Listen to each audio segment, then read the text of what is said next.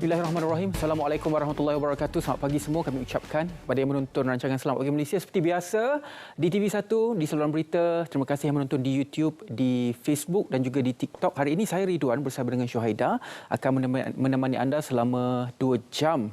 Hari ini hari pertama bulan Ogos 2023. Alhamdulillah dah masuk bulan ke-8, bulan kebangsaan. Ya, apa khabar semua tu? Dah kibar Jalur Gemilang belum?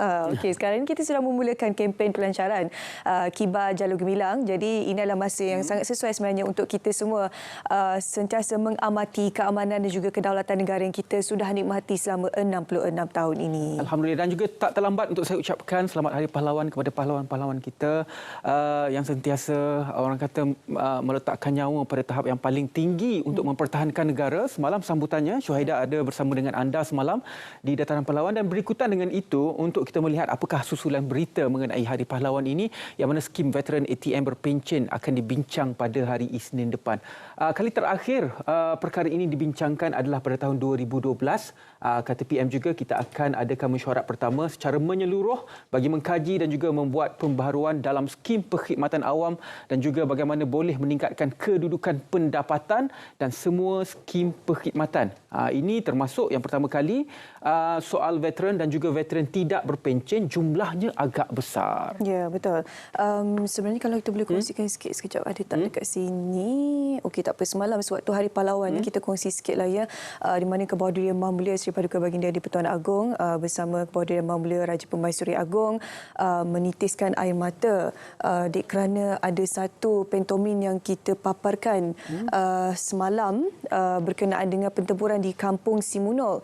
Anda boleh ke laman Instagram Istana Negara sebenarnya untuk mendapatkan perkongsian apakah sebenarnya bentuk-bentuk pentomin yang kita garapkan untuk kita menterjemahkan semangat patriotisme ataupun pengorbanan yang telah pun diberikan oleh pihak polis sesuatu pertempuran di Kampung Simunul di Sabah. Okey, itu adalah cerita yang berkaitan dengan Hari Pahlawan semalam, dan juga kita perlu juga melihat apakah yang telah pun dilakukan oleh kerajaan Madani kita sepanjang seminggu bermula 24 sehingga 30 Julai. Pertama, kalau kita lihat di sini, kredit e-tunai RM100 diberikan kepada rakyat dewasa yang mana berpendapatan kurang daripada RM100,000. Jadi anda boleh claim RM100 tersebut. Kedua, bantuan khas RM300 kepada penjawat awam. Yang ketiga, bantuan khas RM200 kepada persara kerajaan. Yang keempat, golongan berpendapatan rendah diutamakan untuk beasiswa dan sekolah berasrama penuh. Okey, ada banyaklah ni. Ada 10 sebenarnya yang kita rangkumkan apa yang berlaku ataupun apa yang kerajaan perpaduan laksanakan untuk masyarakat Malaysia Madani semalam. Anda boleh ke laman Instagram kami untuk ikuti apakah perkembangannya semasa dan juga terkini.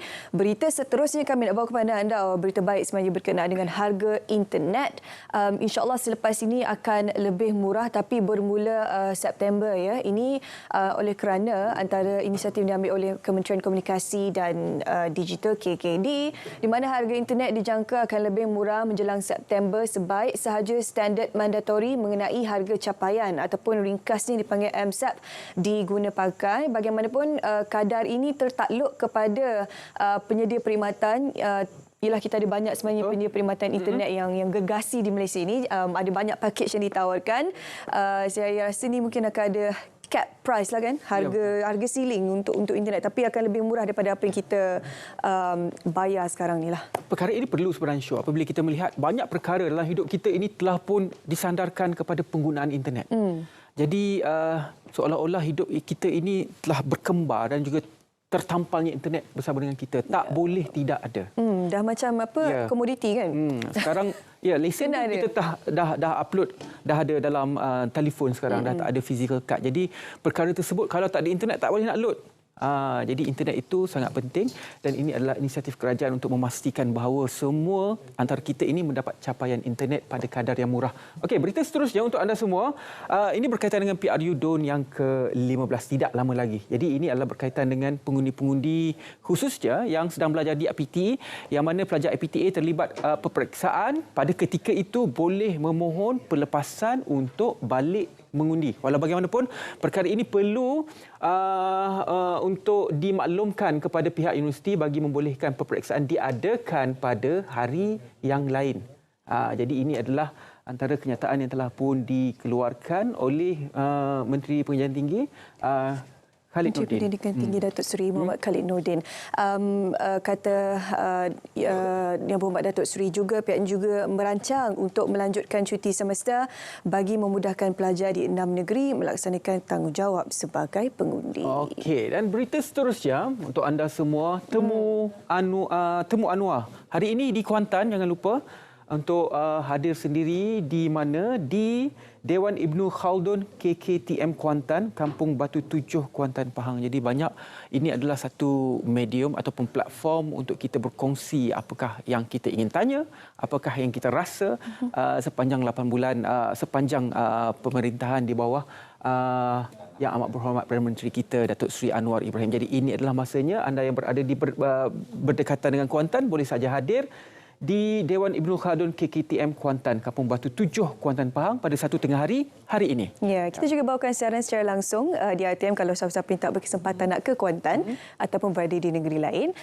boleh ke ialah siaran kami di Berita RTM ataupun TV1 untuk ikuti program Temu Anwar di Kuantan. Ya, okey, dan juga kita nak panaskan badan jugalah sedikit dengan berita berkenaan dengan industri sukan di Malaysia ini berkaitan dengan Pasukan Harimau Malaya yang mana ada 2 aksi perlawanan persahabatan di peringkat antarabangsa pada bulan September, iaitu pada 6 September akan berlangsungnya perlawanan persahabatan menentang Syria dan juga China pada 9 September. Jadi kedua-dua perlawanan tersebut akan berlangsung di Chengdu, China. Jadi berdasarkan ranking FIFA terbaru yang dikemas kini pada 20 Julai lalu, Malaysia sekarang berada pada kedudukan yang ke-136 dunia, sementara Syria di kedudukan 94 dan China di kedudukan yang ke-80 dunia. Jadi penting untuk kita perform pada perlawanan ini untuk kita meningkatkan lagi ranking kita di peringkat antarabangsa FIFA ini. Kita lawan dengan orang yang lagi kuat, maksudnya mata kita akan naik lagi banyak, lagi naik. Pengalaman tu berbezalah bila kita berlawan dengan orang yang lebih berpengalaman ni kan.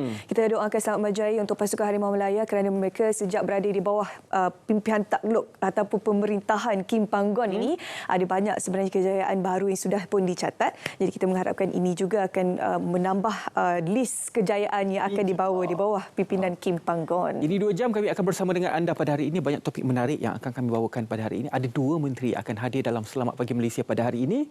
Jadi kita nantikan siapa mereka, kita berehat seketika.